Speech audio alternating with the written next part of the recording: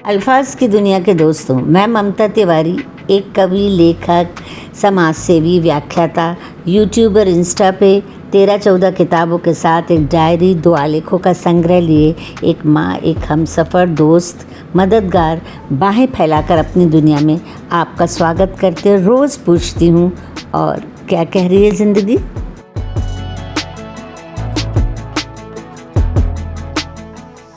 तो दोस्तों, अभी आपने देखा पिछले 3 एपिसोड में कि ममता तिवारी जी का बचपन, उनकी कॉलेज लाइफ, उनका वैवाहिक जीवन और बाकायदा एक कलमकार की हैसियत से समाज में वो जिस तरह से एस्टेब्लिश होती चली गई। तो पहली किताब थी क्या कह रही है ज़िंदगी। वहाँ से ममता जी जब शुरुआत हुई उन्होंने शुरुआत की, तो आगे फिर किताबों का एक सिलसिला रहा। बीच में उन्होंने अखबार में लिखना शुरू किया, वो भी अभी तक जारी है। और इसके अलावा भी ममता जी ने और भी कुछ काम किए हैं वैवाहिक जीवन में आने के बाद, लेखन के साथ साथ। वो काम उन्होंने क्या किए हैं, कितनी किताबें आई हैं, और एक ख़ास बात और मैं आपको बताना चाहूँगा कि ममता जी ने जब शुरुआत की थी तब उनकी लेखन में कुछ बात अलग थी, और उसके बाद जब जैसे जैसे वो आगे बढ़ती चली गई तो उसमें एक अलग तरह का चेंज आया, एक तब्दीली हमने देखी। इन सारे मुद्दों पर हम उनसे बात करेंगे।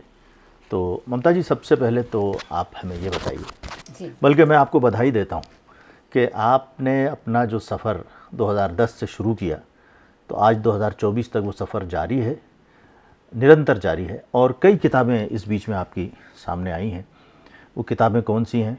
उन किताबों में आपने पहले के मुकाबले में क्या चीज़ें शामिल की, क्या चेंज किया, समाज को देखने का नज़रिया आपका क्या रहा? जी हाँ, मेरे ख्याल से मैं परिस्थितियों के हिसाब से मेरा लेखन बदलता रहा। शुरुआती दौर में मैंने जो लिखा था वो एक सामाजिक मुद्दों पे, सामाजिक इशू पे था, तो उसमें मैंने हर विषय पर लिखा, स्त्री पे भी लिखा, पर्यावरण पे भी लिखा, हर कुछ चीज़ लिखी। फिर मुझे एक दौर आया जब मैंने सिर्फ मोहब्बत की बातें, जैसे रेशमी ख्वाब, मखमली रातें, छोटी सी बुकलेट, वैसे बहुधा वैसी किताबें कोई छपवाता नहीं। मैं चाहूँगा कि जो क्या कह रही ज़िंदगी का जो पहला पार्ट आया, उसके बाद दूसरा उसका एडिशन आया। हाँ जी। और उसके बाद फिर कितनी किताबें किस किस नाम से आई, वो आप बताइए। तो मैं वही बता रही थी कि सेकंड एडिशन आया जिसमें भद्रवास्ती साहब और टॉम ऑल्टर ने उर्दू और इंग्लिश में ट्रांसलेट किया। फिर उसके बाद मेरी 2 छोटी सी बुकलेट आई जिसमें मोहब्बत की बातें थी। और फिर उसके बाद मुझे मिले श्रीकांत आप्टे। मेरे दोस्तों ने मुझे बड़ा सहयोग किया। श्रीकांत आप्टे साहब ने मेरी किताब, कहकशा किताब नहीं कहूँगी मैं, उस समय मेरे बहुत प्यारे बच्चे के पिता गुज़र गए, तो मैंने उसकी, और मेरे ऑफिस में, मैं इस ऑफिस के बारे में आपको बाद में बताती हूँ। मेरे ऑफिस में जो बच्चे आते थे, मेंटली रिटार्डेड, हैंडीकैप्ड, डम एंड डफ वगैरह, तो उनको देखते हुए मेरी कविता का रुख बिल्कुल उनकी तरफ चला गया। और मैंने कहकशा नाम से एक डायरी लिखी जो साइकोलॉजी पर थी बच्चों की, और वो डायरी आप्टे साहब ने अपने हाथ से उसका कवर पेज बनाया और हाथ से लिखी। वो मैं आपको दिखाती हूँ अभी। फिर उसके बाद आती है मीरा नाचती रही। मीरा नाचती रही मतलब एक स्त्री का जीवन सिर्फ एक नाच होता है जो अंत तक नाचती रहती है, कितने सारे काम करती है वो। फिर मीरा नाचती रही के बाद हमने ख्वाब शरारती मेरी सारी मोहब्बत की नज़मों को मैंने एक जगह इकट्ठा किया और ख्वाब शरारती निकली। और इसी बीच जब हम लोग का हैंड रिटन वाला बहुत अच्छा चल रहा था और मैं बहुत ही मुख्तसर बात लिखती थी, तो यूँ भी कभी कभी आई, और वो राजकमल प्रकाशन से पब्लिश हुई। उसमें भी आप्टे साहब ने, उसमें भी क्या कहते हैं, हाथ से लिखा और अपना कवर पेज बनाया है, ये उनकी हैंड राइटिंग है। फिर उसके बाद उसका भी दूसरा एडिशन आया। फिर आई सरगोशियाँ में थोड़ी सूफियाना, थोड़ी उम्र में जो मेरा बदलाव आया, तो मेरे लेखन में बदलाव आया। मैं समझती हूँ यूँ भी कभी कभी वो सरगोशियाँ मुझे बहुत अच्छी लगती है। लेकिन इसी बीच मैं एक स्तंभ लिख रही थी, आर्टिकल लिख रही थी उसमें, सुबह सवेरे में, तो वो लिखने में उन लोगों को इतना पसंद आ गया कि मैं वो कंटिन्यूस अभी 5 साल से वो आर्टिकल सुबह सवेरे में मैं लिख ही रही हूँ। और उसके बाद तो मैंने उसका एक कलेक्शन निकाला तासीर अक्षरों की नाम से, सबने कहा उसके कलेक्शन भी होना चाहिए, तो वो निकाला। उसको निकालने के बाद मुझे ऐसा लगा बहुत सारा कुछ हो गया, मुझे बुक पब्लिश कराना बंद कर देना चाहिए, ऐसा मेरा सोचना था हैं। और मैंने ये जो है पूरी होल लाइफ की जितनी किताबें थी उसकी एक कॉफ़ी टेबल बुक निकाली, रफूगरी, जिसमें मैंने लिखा कि बचपन में माँ कांधे पर थैला टांगे मेरी उंगली थाम रफूगर की छोटी सी दुकान पर ले जाती थी। इतने सारे भाई बहनों में किसी न किसी का कोई ना कोई तो कपड़ा फटता था। आज की तरह नहीं कि जरा सा छेद देखते ही कपड़ा बांट दिया जाए, और वैसे भी ढूंढने पर अब रफूगर कहाँ मिलते हैं, है ना। तो मेरी नज़रों में उस वक्त रफूगरी का पेशा जो था ना, दुनिया का सबसे महान पेशा था। कई बार तो ये कारीगरी इतनी खूबसूरती से की जाती कि रफूगर माँ से पूछता, बताइए बहन जी कहाँ था छेद। माँ और मैं उसकी रफूगरी की सफाई देखकर दंग रह जाते थे। मैं घर आकर घंटों कोशिश करती रफू करने की। शब्द को खोलकर मैंने अर्थ भी ढूंढ निकाला, फटे या कटे कपड़े की बनावट करने वाला व्यक्ति। क्या मैं वह व्यक्ति बन सकती थी? मैंने ऐसा सोचा और मैं वैसा व्यक्ति बनने की कोशिश करने लगी, और मैं आपको बताऊंगी कैसे। फिर पढ़ाई नौकरी गृहस्थी में उलझती गई। जब लेखन से ज़िंदगी में ताने बाने की बनावट जोड़ने में लगी, तब एहसास हुआ कि शांति, संतुष्टि, खुशी संतुलित करने के लिए मैंने क्या किया। रिश्तों में इन शब्दों के धागे लेकर रफूगरी करते करते मैं सचमुच रफूगर हो गई। 11 किताबों के मखमली पैबंद, एहसासों से रफू ज़िंदगी और रिश्तों का ताना बाना इकट्ठा कर हाजिर हूँ आपके समक्ष। बताइए कहीं दिखता है रफू मेरी जिंदगी में? क्या बात। रिश्तों में, लेखन में, प्यार मोहब्बत और फिक्र में। जो पसंद आई आपको ये रफूगरी तो अपनी दुकान बरकरार रखूँगी, और जो ना आई तो इस कला को फिर से सीखने में जुट जाऊँगी। मैं इसमें फिर एक अपनी सहेली का जिक्र करूँगी कि उसने मेरा ये पोर्ट्रेट बनाया, अनु प्रकाश ने। और मैं सबसे महत्वपूर्ण बात बताना भूल गई, सबसे पहली किताब का नाम और क्या कह रही ज़िंदगी, हमारे मित्र महेंद्र गोगिया जी ने मुझे ऐसे ही, वो पूछते हैं हेलो हाय नमस्ते नहीं करते हैं, वो पूछते हैं और क्या कह रही ज़िंदगी, वो मुझे बहुत भा गया और मैंने उसे भी चुरा लिया। इन सब लोगों की ही बातें चुराती रहती हूँ और मैं अपने आसपास की दुनिया से लिखती हूँ। अब मैं आपको वो रफूगर की बात पहले बता दूँ। जी। मैंने सोचा कि मैंने दुनिया से हमेशा लिया ही लिया, मैंने दुनिया को दिया क्या हम सबका फ़र्ज़ बनता है कि हम दुनिया को कुछ दें। कोइंसिडेंट ऐसा हुआ कि मेरे हस्बैंड ने किसी की हेल्प, बच्चे की हेल्प करने के लिए, एक इंजीनियरिंग कॉलेज के लड़के के लिए, उसके लिए एक ऑफ़िस बनवाया जिसमें 20 कंप्यूटर थे, और वो एक काम शुरू कर रहे थे जिससे और गरीब बच्चों को काम मिले। पर उसने किसी तरह से इनको चीट कर दिया, और मैं तब तक अपने घर में बैठे बैठे कंप्यूटर सीखती रहती थी, और मैंने एक अपनी वेबसाइट भी लॉन्च कर दी थी। तो फिर मेरे ब्रदर इन लॉ आए, उन्होंने बोला कि अब सबने कहा कौन संभालेगा इतना बड़ा सेटअप, तो उन्होंने कहा कि भाभी बहुत अच्छे से संभाल लेंगी क्योंकि उन्हें आता है। तब तक मैं अपने सास ससुर का विश्वास जीत चुकी थी कि मैं घर भी संभाल सकती हूँ और बाहर भी। तो मैंने वहाँ पर जो है महिलाओं के लिए, तब महिलाओं को तो कोई कंप्यूटर सिखाता नहीं था, निःशुल्क उनको और मेंटली रिटार्डेड बच्चों को, गूंगे बहरे बच्चों को, भोपाल में कोई किसी के पास, दिग्दर्शिका आशा निकेतन के पास, किसी के पास भी कंप्यूटर नहीं था। मैंने उन सारे बच्चों को फ्री में, मैं कौन होती हूँ खैर, एक माध्यम बने वो मेरे को सेवा करने का मौका दिया, और फिर मैं भोपाल के सारे एनजीओ से जुड़ गई। लेकिन मैंने किसी भी एनजीओ से पद नहीं लिया। और फिर बाद में आई दीपिका सूरी एसपी आई, उन्होंने कहा कि स्टेशन के कुछ बच्चों को गोद लेना ममता जी, उसके लिए आपको एनजीओ का रजिस्ट्रेशन कराना पड़ेगा। तो वो मैंने रजिस्ट्रेशन न्यू परवरिश के नाम से कराया। आज मेरी 2 संस्थाएं चलती हैं, एक अक्षर शिल्पी के नाम से, सर्वसिद्धा के नाम से। मैं गवर्नमेंट से कोई हेल्प नहीं लेती हूँ और उन बच्चों को पढ़ाती हूँ, उनकी फ़ीस। और हाँ, कला संस्कृति, आप जैसे लोग जो थिएटर करते हैं उन लोगों को हम लोग प्रमोट करते हैं अपने ब्रदर इन लॉ की याद में। मेरे फादर इन लॉ बहुत अच्छे राइटर थे, उनके लिए। और इस तरह से हम कोशिश करते हैं, मैं और मेरे हमसफ़र, कि हम समाज को कुछ दे सकें। पर मैंने देखा फिर भी हम खुश नहीं रहते। तो मेरे जो ऑफिस था उसमें ऐसे बच्चे आते थे गूंगे बहरे, तो मुझे ऐसा लगता था बहुत शोर आ गया। आप कहेंगे गूंगे बहरे बच्चे कैसे शोर करते हैं, वो इतने खुश रहते थे। तो मेरा आधा लेखन उस समय उनमें बट गया। तो 4 लाइनें हैं ये कि साबुत अंगों के लिए भी आभारी नहीं हो पाते हम, साबुत अंगों के लिए भी आभारी नहीं हो पाते हम, वे बिन स्वर ध्वनि के भी कृतज्ञ हैं, फिर भी बौने हैं हम उनकी कोशिश के आगे, वे तो मानो आसमां छूने को कटिबद्ध हैं। और करोड़ों शब्द बोलकर भी हम संतुष्ट नहीं, करोड़ों शब्द बोलकर भी हम संतुष्ट नहीं, वे तृप्त हैं क्योंकि निःशब्द हैं। अभी जैसा कि आपने ख़ुद भी कहा और हम लोगों को भी महसूस होता है कि 2010 में जो आपकी पहली किताब आई उसके बाद कई किताबें आई और बीच में फिर हमने एक ज़बरदस्त चेंज आपकी लेखनी में देखा। वो चेंज क्या था? वो अपने आप आ गया या कोई इंसिडेंट ऐसा हुआ कि जिसकी वजह से वो चेंज आया? जी हाँ, मैं इस बारे में थोड़ा कुछ कहना चाहूँगी कि जीवन मेरा जो है आप ना मेरे को इस बारे में एक बात और कहनी है। जब मैंने वर्जनाएं नाम से एक कविता लिखी तो हमारे देश के बड़े नामचीन में जो साहित्यकार हैं उन्होंने, क्योंकि वो मेरा ये रूप देख रहे थे कि मैं कलेक्टर की बहू हूँ और मेरे हस्बैंड अच्छी पोस्ट पे, मेरे पिताजी भाई जज हैं और ये सब, तो उनका ये कहना था कि बाकी सब तो हमें कविता किताबों में ठीक लगा, पर ये वर्जनाएं तो ममता जी जैसा कहती हैं कि वो सही लिखती हैं, तो ये वर्जनाएं उन पर सूट नहीं करता, क्योंकि आज वो जिस तरह बेबाकी से किताब निकाल रही हैं तो वर्जनाएं कहाँ से होंगी। देखिए, कुछ वर्जनाओं का जिक्र नहीं किया जाता, और अगर आप शांति से जीवन जीना चाहते हैं तो आप वर्जनाओं के बारे में बात नहीं कर सकते। पर चूँकि मैं लेखक हूँ तो मुझे लगता है मैं कुछ तो कह सकती हूँ। तो जीवन मेरा जो है हादसों और संयोगों का ऐसा दस्तावेज रहा कि जिसमें कलम किसी और ने की थी, ये कलम तो मेरी ही थी पर स्याही किसी और ने भरी, शब्द किसी ने चुने, तहरीर किसी और की थी, हस्ताक्षर किसी अनजान के, पर कहलाई किसकी ज़िंदगी? मेरी ज़िंदगी। तो लिखते लिखते लिखने वाला कुछ चीज़ें दीवानगी में लिखता है।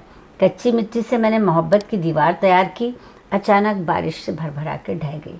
मैं भीगती प्यासी बगैर छत खुले आसमान के नीचे खड़ी थी, संबोधन विहीन। कुछ लोग फिर ऐसे भी मिलते हैं, जब कोई हादसा होता है तो कुछ लोग क्रिटिसाइज़ करते हैं, कुछ लोग आपका हौसला बढ़ाते हैं। ऐसी एक लेडी है मीरा सिंह, जिनकी मैं एक पत्रिका में साहित्य संपादक हूँ। हम दोनों ने मिलकर वो किताब शुरू की थी। मैं उनका एहसान कभी नहीं भूल सकती। उन्होंने उस वक्त मुझे वो मौका दिया जिस वक्त मैं बिल्कुल अकेली थी और मैं समझ नहीं पा रही थी कि मैं क्या करूँ। तो फिर किसी ने, उन्हीं ने मुझे एक पोटली थमाई अक्षरों की और मैंने उसका संपादन शुरू किया। सालों से मेरे जीवन का अर्थ अभी तक दूसरों ने निकाला था। मेरे अपने उसूल मैंने खुद तय नहीं किए थे।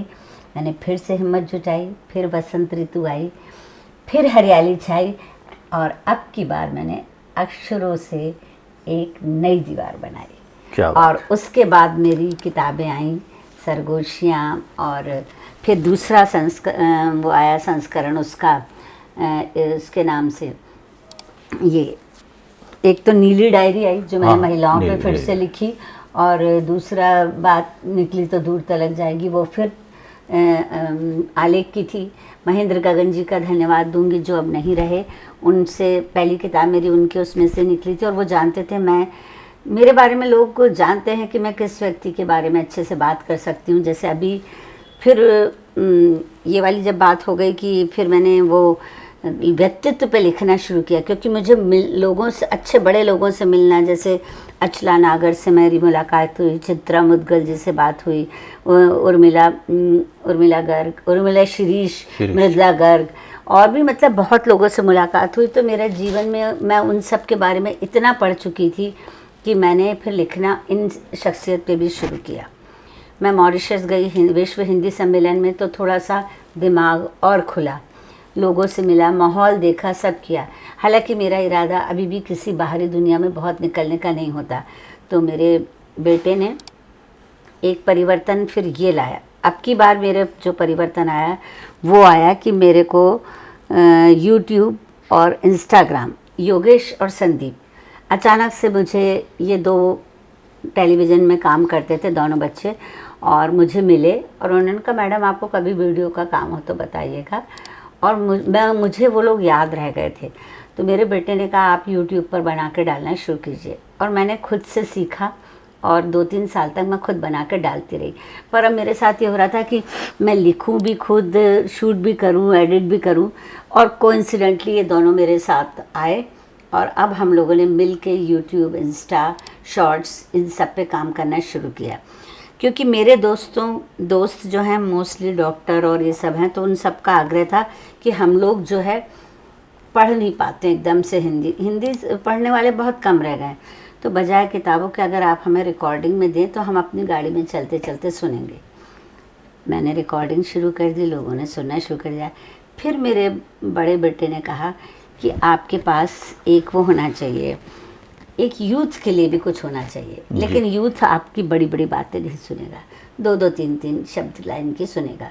बद्रवास्ती साहब ने मुझे सुबह सुबह गुड मॉर्निंग का मैसेज भेजते हैं, सुबह सलामत कह के, उसने काम कर दिया। मैंने सुबह सलामत में 3 लाइनों की नज़मों से बात शुरू की और वो सुबह सलामत सुपर हिट हो गया। और आप यकीन नहीं करेंगे, उसकी इतनी डिमांड आई कि मुझे उसकी किताब निकालनी पड़ी। तो उसी के साथ शबा खैर भी, हम और बद्रवास्ती साहब रात के समय शबा खैर भी करते हैं, तो मैंने शबा खैर भी मतलब अब निकालने के लिए डाल दिए। तो दोनों किताबें साथ आएंगी और आप एंकरिंग के लिए तैयार रहिएगा। जी बिल्कुल। तो ये किस्सा हुआ और अब हमने जो उसमें चीज़ शुरू की है वो है सीरीज़। तो हमने जो है, अब इस सीरीज़ से मुझे बहुत सबक मिला। मुझे सीरीज़ से ये सबक मिला कि जो है बद्रवास्ती साहब, अब मुझे लग रही है बहुत गर्मी, तो मैं थोड़ा सा तो एसी चलाऊंगी थोड़ा टेम्परेचर बढ़ा के चलाऊंगी। बिल्कुल बिल्कुल, ठीक है। तो अब ये जो सीरीज़ हमने शुरू की, तो मैंने शुरू की थी सबसे पहले ठाकुर परिवार की स्त्रियों के बारे में, यानी अंतःपुर की स्त्रियां। कि ठाकुर परिवार के मर्द तो बहुत फेमस थे, पर अब ऐसी बात करती हूँ तो लोग सीधे रविन्द्रनाथ टैगोर पे जाते हैं, पर लोगों ने मेरे शब्द पे ध्यान नहीं दिया। ठाकुर परिवार की स्त्रियां, एक अकेले रविन्द्रनाथ टैगोर की बात नहीं कर रही हूँ मैं ठाकुर परिवार की स्त्रियों की बात कर रही हूँ। तो मैंने उस पर पूरी सीरीज़ निकाली, जितनी स्त्रियों के बारे में मुझे जानकारी मिली। और मैं कभी किसी की किताब का क्रिटिसाइज़ नहीं करती। मुझे लगता है जिन किताबों के बारे में लोगों को जानना चाहिए, मैं ज्यों की त्यों उन किताबों को रखती हूँ।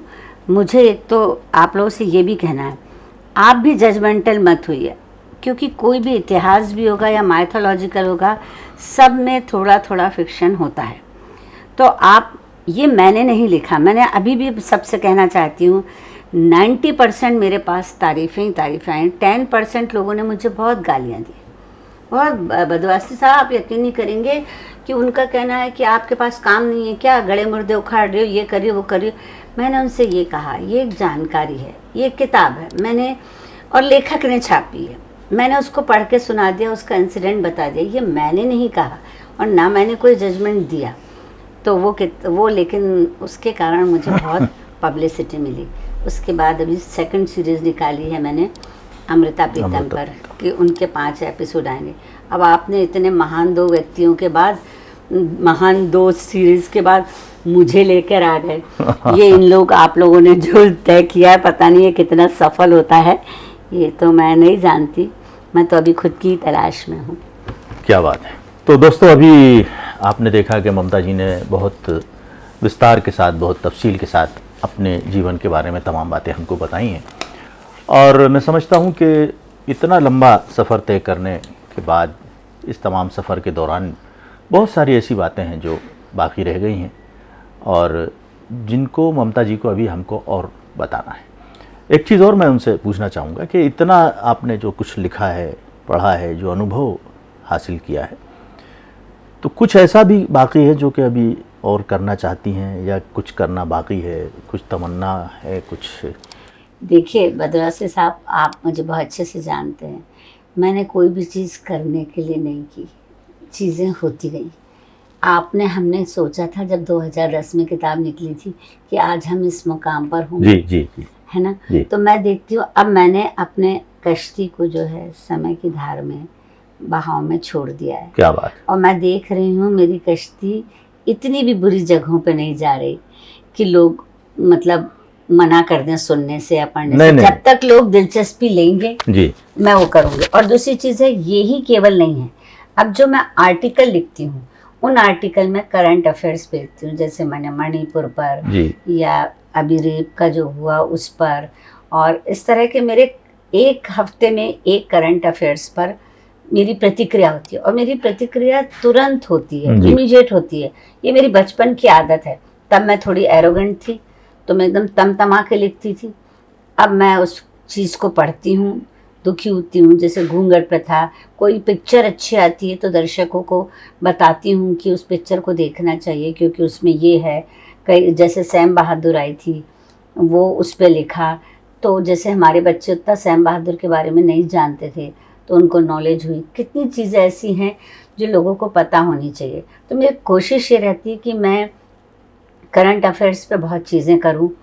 और ऐसा नहीं है, मोहब्बत की नज़में लिखने पर लोग कहते हैं कि अब इस उम्र में नज़्म मोहब्बत की कौन पढ़ेगा। किसी ने मुझसे ये कहा था, तो मैंने कहा मोहब्बत के लिए तो कोई उम्र होती नहीं जी। और सारी दुनिया जो है मोहब्बत से चल रही है। बिल्कुल। और आप लोगों को भी सोचना चाहिए, नफ़रत से कोई दुनिया नहीं चलती। अगर चलती होती तो दुनिया अब तक ख़त्म हो गई होती।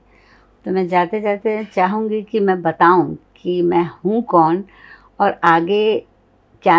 आपने पूछा कि मेरा सफ़र जारी रहेगा कि नहीं, पर मैं चाहूँगी कि ये नज़्म मैं आपसे पढ़वाऊँ, क्या बात। क्योंकि मुझे आपकी आवाज़ अच्छी लगती है। तो दोस्तों, जाहिर है कि अभी ममता जी की ज़िंदगी की किताब के बहुत सारे पन्ने सादा हैं, जिन पर अभी बहुत कुछ लिखा जाना है।